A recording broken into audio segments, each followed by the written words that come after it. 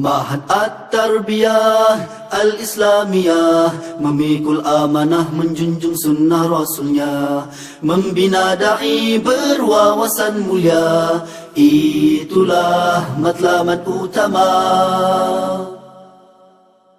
Kami dididik oleh murabbi mithali, berbekal acuan manhaj rabbani, dibentuk bi'ah suasana tarbawi, melahirkan insan berbudi dan berbakti. Ma'had at-tarbiyah al-islamiyah, melahirkan ulama warasatul anbiya, moto matri tersemat di jiwa, menyebar risalah kembali pada yang esa.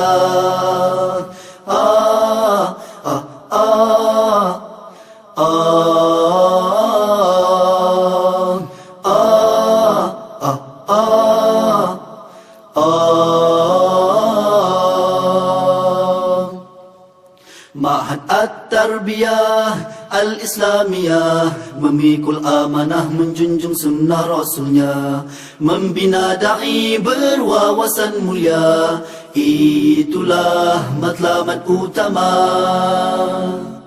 Kami dididik oleh murabbi mithali, berbekal acuan manhaj rabbani, dibentuk bi'ah suasana tarbawi, melahirkan insan berbudi dan berbakti. Ma'had at-tarbiyah al-islamiyah, melahirkan ulama warasatul anbiya, moto matri tersemat di jiwa, menyebar risalah kembali pada yang esa.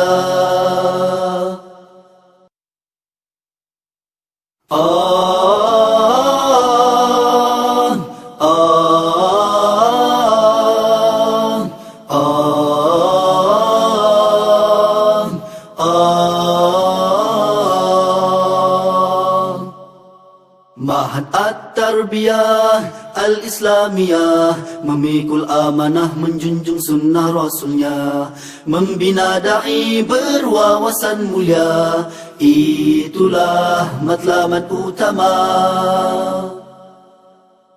Kami dididik oleh murabbi mithali, berbekal acuan manhaj rabbani, dibentuk bi'ah suasana tarbawi, melahirkan insan berbudi dan berbakti. Ma'had at-tarbiyah al-islamiyah, melahirkan ulama warasatul anbiya, moto matri tersemat di jiwa, menyebar risalah kembali pada yang esa.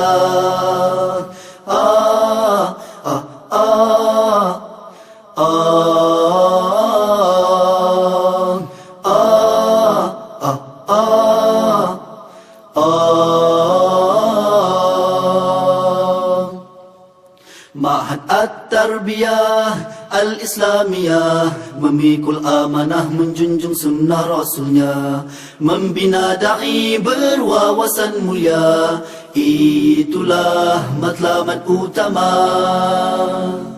Kami dididik oleh murabbi mithali, berbekal acuan manhaj rabbani, dibentuk bi'ah suasana tarbawi, melahirkan insan berbudi dan berbakti.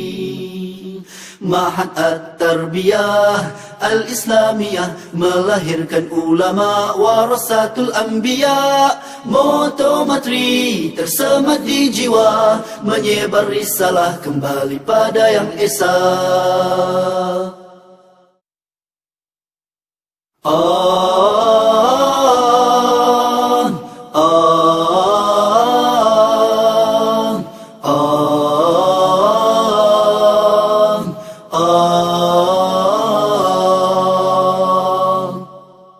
Ma'had at-tarbiyah al-islamiyah, memikul amanah menjunjung sunnah rasulnya,